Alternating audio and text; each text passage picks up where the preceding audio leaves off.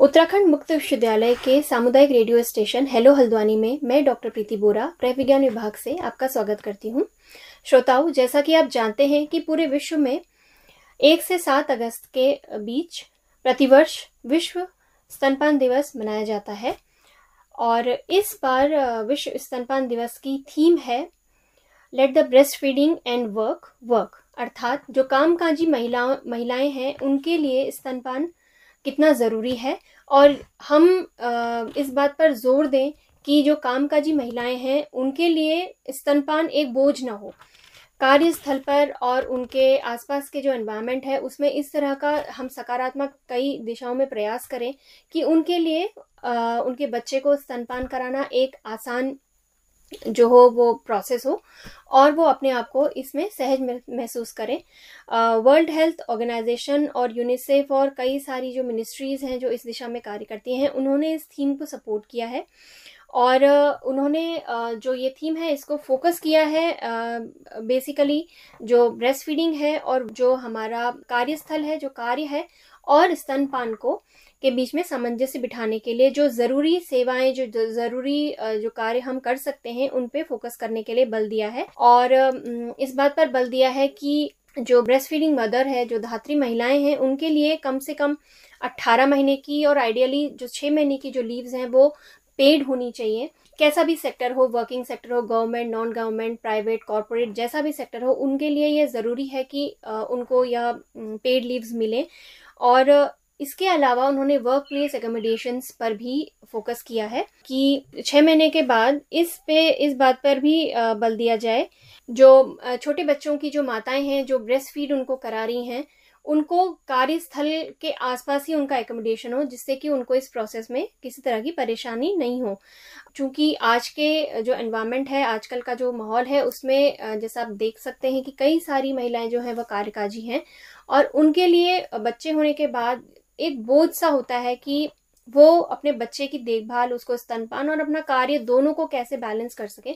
तो इस दिशा में कार्य करने के लिए यह एक बहुत अच्छी पहल है पूरे विश्व में यूनिसेफ और WHO के माध्यम से और एम्प्लॉयर्स को यह बात को ध्यान रखना चाहिए कि वो इस तरह का माहौल दें कार्यकाजी महिलाओं को कि वो बच्चे को अपने आसानी से ब्रेस्ट फीड करा सकें। तो ये इस साल की ब्रेस्ट फीडिंग वीक की थीम है। तो हम बात करेंगे पहले कि ब्रेस्ट फीडिंग जो होती है वह बेसिकली क्या है, किस तरह से ये शिशु के लिए, माता के लिए फ़ायदेमंद है। और चूंकि मैं गृह विज्ञान विभाग के खाद्य एवं पोषण के स्पेशलाइजेशन से रिलेट करती हूँ, तो मैं इस बात को थोड़ा बहुत पोषण की ओर जोड़ूंगी कि कैसे एक धात्री अवस्था में माँ का पोषण होना चाहिए और क्या क्या पोषण लाभ होते हैं शिशु को स्तनपान से। तो माँ द्वारा अपने शिशु को अपने स्तनों से आने वाले प्राकृतिक दूध को पिलाने की क्रिया को हम स्तनपान कहते हैं। और बेसिकली जैसे ही बच्चा पैदा होता है और तत्काल यह प्रोसेस शुरू हो जाती है। शुरुआत के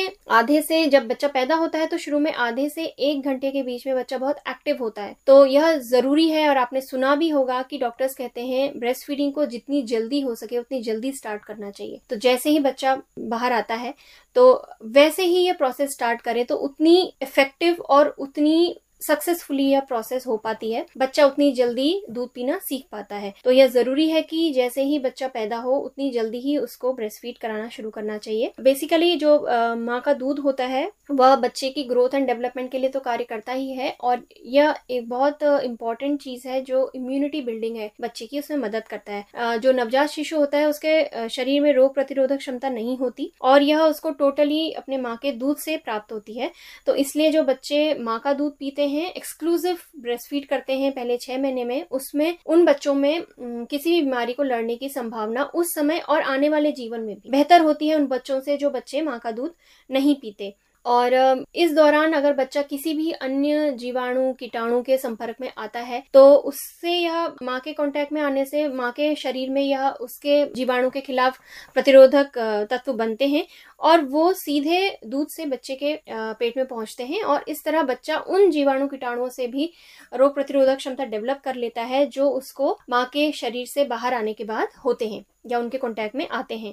तो इस तरह एक ओवरऑल डेवलपमेंट और ओवरऑल एक अच्छे स्वास्थ्य के लिए माँ का दूध बहुत जरूरी है। कई स्टडीज से यह पता चला है कि ब्रेस्ट फीडिंग से बच्चों में डिसेंट्री, जो दस्त की प्रॉब्लम होती है, या ऐसे कई तरह की कंटेजियस डिजीजेस, खासकर रेस्पिरेटरी सिस्टम जो श्वसन तंत्र होता है उसमें संक्रमण की जोखिम कम होता है। और जो ब्रेस्ट फीड बेबीज होते हैं वह इंटेलेक्चुअल तरीके से या बौद्धिक विकास उनमें ज्यादा अच्छा होता है, उनमें बाद में डायबिटीज या ओबेसिटी इन चीजों का खतरा कम होता है। जैसे मैंने पहले बताया, फ्यूचर में भी उनमें सभी रोग प्रतिरोधक क्षमता अच्छी होती है। मिनिस्ट्री ऑफ हेल्थ और WHO इनका स्पेशल फोकस होता है कि बच्चे को पहले 6 महीने में एक्सक्लूसिव ब्रेस्ट फीड या इसको हम कहते हैं अनन्य स्तनपान कराना चाहिए, अर्थात स्तनपान के अलावा कुछ नहीं, पानी भी नहीं। जो बच्चा पहले 6 महीने में माँ का दूध पी रहा है उसको ऊपरी तौर पे पानी भी नहीं देना चाहिए, क्योंकि बच्चे की जो पानी की या जो तरल पदार्थों की और जो सॉलिड पदार्थों की सभी तरह की जो नीड्स होती हैं वह माँ के दूध से पूरी हो जाती है। हाँ, ये जरूरी है कि 6 महीने के बाद बच्चे को माँ के दूध के साथ साथ ऊपरी आहार भी देना चाहिए, क्योंकि 6 महीने के बाद माँ का दूध बच्चे के विकास के लिए इतना इनफ नहीं हो पाता कि वो उसके तेजी से बढ़ते विकास में मदद कर सके। तो इसलिए माँ का दूध तो होगा ही, उसके अलावा भी उसको ठोस आहार देना शुरू करना चाहिए और मैक्सिमम 2 साल तक बच्चे को ब्रेस्ट फीड कराया जा सकता है। तो जानते हैं किस तरह शिशु के लिए स्तनपान जरूरी है। प्राकृतिक रूप से अवेलेबल है तो यह सबसे बेहतरीन आहार होता है बच्चों के लिए, और इसके जो जितना भी कंपोनेंट्स होते हैं, जितने भी संघटक होते हैं, वह शिशु की आंतों के अनुकूल होते हैं। इसलिए यह पचाने में जो डब्बा वाला दूध होता है जिसको फॉर्मूला मिल्क कहते हैं उससे ज्यादा आसान होता है, यह आसानी से पच जाता है। यह शिशु को अपने शरीर का तापमान सामान्य बनाने में मदद करता है, शरीर को गर्माहट प्रदान करता है। और दूसरा एक फायदा यह होता है कि जब माँ अपने बच्चे को दूध पिलाती है तो उससे बच्चे ऐसे हार्मोन्स रिलीज होते हैं माँ के शरीर में जो उससे उसको इमोशनली अटैच करते हैं बच्चे को। तो जो मदरली वाली फीलिंग होती है वो ब्रेस्ट फीड कराने से आती है। जैसे मैंने पहले ही बताया, बच्चे को इन्फेक्शन से लड़ने में मदद करता है। कई सारे एंटीबॉडीज होते हैं माँ के दूध में जो बच्चे के शरीर में जाकर बच्चे को कई तरह के संक्रमण जैसे सर्दी, जुकाम, इन्फेक्शन कई तरह के, या कई सारे पेट से संबंधित रोग जैसे डायरिया, डिसेंट्री से बचाने में मदद करता है। और यह एक हेल्दी वेट बैलेंस बनाने में मदद करता है। मतलब जो ब्रेस्ट फीड बच्चे होते हैं उनका वजन अपनी एज के अनुसार अच्छे से बढ़ता है, न ज्यादा ओवरवेट होते हैं, न ही उनमें देखा जाता है कि बहुत अंडरवेट हैं। तो चूंकि पचने में आसान होता है, उनको स्टमक से रिलेटेड इन्फेक्शन कम होते हैं, हेल्दी होते हैं, इसलिए वेट और जो उनकी ओवरऑल ग्रोथ है वो अच्छे से बढ़ती है। जो ब्रेस्ट मिल्क होता है उसमें long chain polyunsaturated fatty acids पाए जाते हैं जो शिशु के ब्रेन डेवलपमेंट के लिए बहुत जरूरी होते हैं।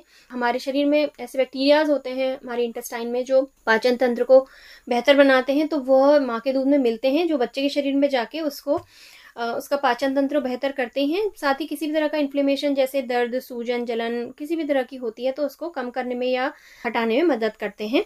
कई सारी स्टडीज से देखा जाता है कि जो ब्रेस्ट फीड बच्चे होते हैं उनमें SIDS जो सडन इन्फेंट डेथ सिंड्रोम होता है, जिसको हम कॉट डेथ भी कहते हैं, वो कम देखने में मिलती है। SIDS वह सिंड्रोम होता है जिसमें नॉर्मली बच्चा एक पहले साल में अचानक से उसकी डेथ हो जाती है विदाउट एनी स्पेसिफिक कॉज। बच्चा नींद में ही ऐसा मतलब पाया जाता है कि वह एक हेल्दी स्लीप ले रहा है और नींद में ही वह डेथ हो जाती है उसकी। तो ये जो सिंड्रोम होता है दिस इज कॉल्ड SIDS, और ये ब्रेस्ट फीड बच्चों में कम देखने को मिलता है। और इसमें यह होता है कि यदि पहले 6 महीने में एक्सक्लूसिव ब्रेस्ट फीड होता है बच्चा, तो अगर वो बीमार भी होता है तो वह जल्दी ठीक होने में मदद करता है। उसके स्किन से संबंधित अगर बीमारियां होती हैं उसको, तो उसको ठीक करने में मदद करता है। और जो ब्रेस्ट फीड बच्चे होते हैं वह किसी भी नए खाने को आसानी से एक्सेप्ट करने में कैपेबल होते हैं। यह भी स्टडी से पता चला है कि जब उसको हम 6 महीने के बाद ठोस आहार खिलाना शुरू करते हैं तो वह चेंज को जल्दी एक्सेप्ट करता है, क्योंकि यह माना जाता है कि माँ के खाने के अनुसार जो ब्रेस्ट मिल्क है उसके टेस्ट में थोड़ा बहुत परिवर्तन आ सकता है, तो वह चेंज एक्सेप्ट कर लेता है जब उसका एक्चुअल बाहर के खाने का समय आता है। और एक फायदा इसका यह भी है कि अगर उसे कोई फूड एलर्जी हो तो उससे सुरक्षा उसको पहले से ही प्राप्त हो जाती है अगर वह माँ का दूध पीता है, क्योंकि हो सकता है कि वह पर्टिकुलर फूड माँ ने लिया हो, उसको एलर्जी ना हो, पर उससे रिलेटेड जो भी कंपोनेंट्स है वो बच्चे के शरीर में जाएं और बच्चा उससे पहले ही इम्यूनिटी डेवलप कर ले। तो फूड एलर्जी से भी इसमें मदद मिलती है और ये लॉन्ग टर्म हेल्थ के लिए बहुत अच्छा है। जैसे मैंने पहले बताया कि बहुत ज़्यादा वेट बढ़ने से न बढ़ने से मदद करता है, तो इसलिए जो फ्यूचर में ओबेसिटी और डायबिटीज ये सब बीमारियां होती हैं वह भी कम हो जाती हैं। तो ये सब फायदे हुए जो बच्चों को होते हैं। अब देखा जाए माँ को किस तरह से फायदा हो सकता है। माँ को कई तरह से फायदा होता है। जैसे जब बच्चा पैदा होता है उसके बाद अगर एक्सक्लूसिवली ब्रेस्ट फीड माँ करा रही है तो जो यूट्रस है उसका जो एक्सपेंशन होता है डिलीवरी के टाइम पे, वह वापस से जो अपने शेप में आता है वह जल्दी आता है। ये प्रोसेस स्पीड अप हो जाती है अगर बच्चा ब्रेस्ट मिल्क पी रहा है। और जब ड्यूरिंग ब्रेस्ट फीडिंग धात्री जो महिला है जब वो दूध पिला रही होती है तो उस समय ओव्यूलेशन का जो प्रोसेस होता है वो कुछ समय के लिए हॉल्ट हो जाता है। यानी कि जो एग्स रिलीज होते हैं हर महीने माँ के शरीर से वह कुछ टाइम के लिए रुकते हैं। तो इस तरह से नेक्स्ट प्रेगनेंसी के लिए यह बचाव का कार्य भी करता है। और चूंकि जैसे मैंने अभी बताया कि यह एक इमोशनल बॉन्ड डेवलप करता है माँ और शिशु के बीच में, तो यह पोस्ट पार्टम डिप्रेशन जो होता है महिलाओं में, जो बच्चे होने के बाद प्रसवोत्तर जो अवसाद होता है माँ में, आपने देखा होगा कई महिलाएं डिप्रेस हो जाती हैं, यह उसको बचाने में भी मदद करता है। एक हेल्दी वजन को वापस से मेंटेन करने में भी मदद करता है। जो ब्रेस्ट फीडिंग कराने वाली मदर होती हैं उनका जो प्रेगनेंसी वेट है, प्रेगनेंसी के दौरान जो उन्होंने वेट गेन किया होता है वह घटने में जल्दी मदद करता है। तो स्तनपान कराने वाली महिलाएं अपना पुराना वेट वापस से जल्दी गेन कर सकती हैं।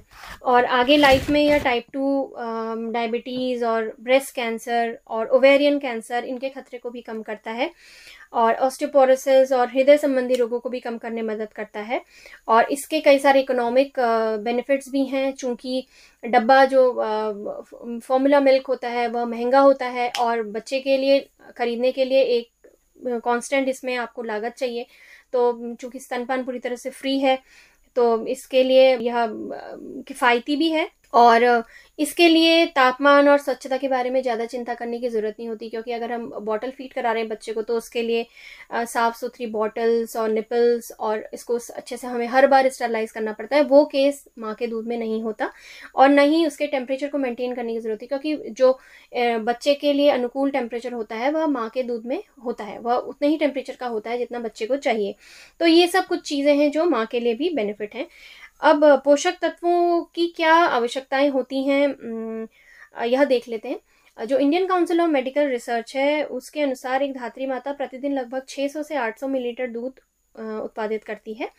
और दूध की मात्रा प्रसव के तुरंत बाद तो कम होती है, पर यह धीरे धीरे बढ़ती है और यह बढ़ते बढ़ते लगभग 6 महीने में अपने चरम पर होती है। और उसके बाद यह धीरे धीरे इसकी मात्रा और गुणवत्ता दोनों ही घटने लगती हैं। इसीलिए 6 महीने तक एक्सक्लूसिव ब्रेस्ट फीड करने के बाद बच्चे को ऊपर का आहार देना जरूरी है। तो पोषक तत्वों की आवश्यकता, जैसे ऊर्जा की आवश्यकता है, ऑब्वियसली धात्री माता को अतिरिक्त ऊर्जा की आवश्यकता होती है क्योंकि बच्चा दूध पीता है, तो इसलिए उसका आहार सामान्य जो महिला होती है उसके आहार से ज्यादा होता है। और 6 महीने बाद यह धीरे धीरे सामान्य होने लगता है। प्रोटीन की आवश्यकताएं बढ़ जाती हैं, जैसे भोज्य पदार्थ में दूध, अंडा, मांस, मछली, प्रोटीन, ये सब उत्तम साधन हैं, उच्च कोटि के प्रोटीन के साधन है, तो इन्हें लेना चाहिए। वसा में कोई प्रकार का ऐसा चेंज नहीं आता, तो एक नॉर्मल जो महिला को वसा अंतर्ग्रहण करना चाहिए उतना ही वसा एक धात्री महिला को भी लेनी चाहिए। कैल्शियम की मात्रा जरूर बढ़ानी चाहिए अपने भोजन में धात्री महिला को, तो इसके लिए दूध उत्पाद और अच्छी मात्रा में हरी सब्जियां ये सब लेना चाहिए। लौह लवण की आवश्यकता तो होती है, परंतु चूंकि बच्चे के लिवर में ऑलरेडी लौह लवण संग्रहित होता है ड्यूरिंग प्रेगनेंसी, जब वो फीटस होता है तो वह अपने लिए लगभग पैदा होने के 6 महीने बाद तक के लिए अपने शरीर में लौह लवण का संग्रहण कर लेता है। और चूंकि माता भी इस समय उसको माहवारी नहीं हो रही होती है, तो इसलिए लौह लवण की आवश्यकता बहुत अधिक नहीं होती, परंतु जो नॉर्मल आवश्यकताएं हैं वह लेनी चाहिए। तो इसके लिए हरी सब्जियां और सूखे मेवे ये सब चीजें आहार में लेना चाहिए। विटामिन ए लेना चाहिए आहार में। विटामिन ए के लिए अंडा ले सकते हैं और इसके प्लांट सोर्स हैं जैसे हरी पीली सब्जियां, मौसमी फल में आम, ये सब ले सकते हैं। तो विटामिन ए की आवश्यकता गर्भावस्था से अधिक होती है, इसलिए विटामिन ए स्पेशली इसमें लेना चाहिए। कौन कौन सी बातों को ध्यान में रखना चाहिए धात्री माता के लिए आहार नियोजन करते समय, क्योंकि धात्री अवस्था एक ऐसी अवस्था है जिसमें माता अपने साथ साथ एक शिशु को भी पोषित करती है। एक तरह से जो नॉर्मल भाषा में लोग बोलते हैं कि 2 जनों के लिए खाना होता है, एक आप अपने लिए और एक अपने बच्चे के लिए, क्योंकि उसको आप दूध पिला रहे हो। तो कुछ जो बातें हैं वो ध्यान में रखनी चाहिए।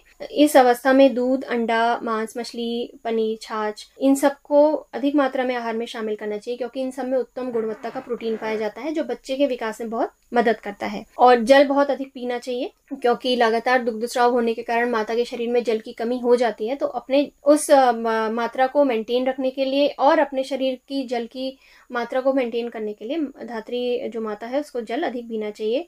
और इसके लिए जूस जो होते हैं, फलों के जूस, सब्जियों के सूप, छाछ, तरल पदार्थ, इवन पानी, इन सब की मात्रा भी आहार में बढ़ानी चाहिए। कोशिश करनी चाहिए कि बासी भोजन ना खाएं, अधिक तला भुना गरिष्ठ भोजन नहीं खाना चाहिए, बहुत अधिक मिर्च मसालेदार भोजन नहीं खाना चाहिए। और कैल्शियम की बढ़ी हुई आवश्यकता के लिए दूध, दुग्ध उत्पाद, सूखे मेवे, ये सब उचित मात्रा में लेनी चाहिए। और बहुत ज्यादा भोजन एक समय ना करके थोड़ी थोड़ी देर में कुछ कुछ खाना चाहिए, क्योंकि लगातार दुग्धस्राव होने के कारण शरीर से लगातार पोषक तत्वों की क्षति होती रहती है।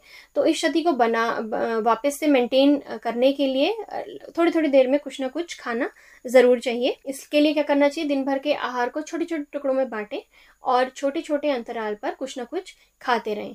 तो श्रोताओं, आज हमने जाना कि जो स्तनपान है वो किस तरह से माता और शिशु दोनों के लिए लाभकारी है।